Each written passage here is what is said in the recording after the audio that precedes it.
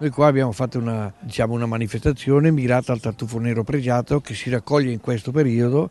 In queste zone c'è il tartufo nero pregiato naturale ed era giusto fare una manifestazione per valorizzarlo, farlo conoscere, anche perché noi con questa specie siamo riusciti a produrre piante micorizzate e attualmente sono tutti questi impianti che ci forniscono il prodotto.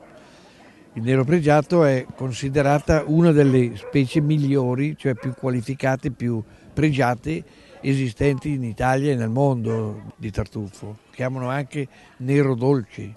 La nostra associazione, che è formata da circa 500 persone, no, sono raccoglitori, ma ci sono tantissimi anche tartuficoltori che producono il loro prodotto e lo commerciano. Un cane che raccoglie può raccogliere sia bianco che nero. Ci sono dei cani allenati esclusivamente per il bianco e allora cercano solo il bianco. Però questi cani raccolgono tutto, sia il nero che il bianco. Sono ormai quasi 20 anni che abbiamo avviato una collaborazione abbastanza stretta con l'Associazione Tartufai Bresciani, che ha operato all'interno delle iniziative che già erano esistenti sul nostro territorio.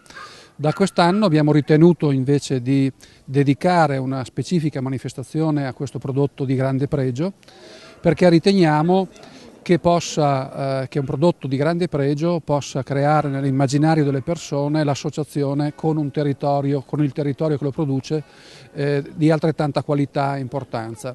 Oltretutto questo potrebbe avere importanti risvolti nel settore paesaggistico e ambientale, perché la coltivazione del tartufo implica la piantumazione e questo potrebbe dare valore all'ambiente e dare valore anche a terreni e piccoli appezzamenti che oggi sono invece marginali e non destinati ad alcun tipo di produzione o comunque produzioni non adatte. C'è ancora molto lavoro da fare, ma riteniamo di aver iniziato a sviluppare un nuovo settore che darà sicuramente importanti risultati per il nostro territorio. Avremo modo di assistere a 3 preparazioni diverse, un antipasto di un crostino con un bianco servito assieme a del patè di burro e del grana, che abbineremo con un metodo classico di 54 mesi, Chardonnay Pinot Nero prodotto qui in zona nell'Alto Mincio.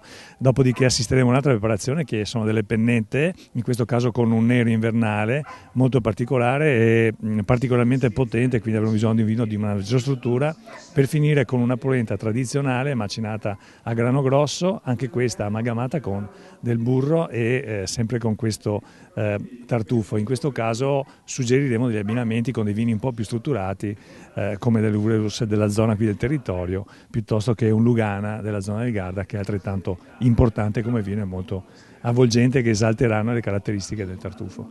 Quindi una perfetta sinergia e un connubio straordinario per questa cornice fantastica che è il comune di Volta Mantovana e dell'Alto Mincio.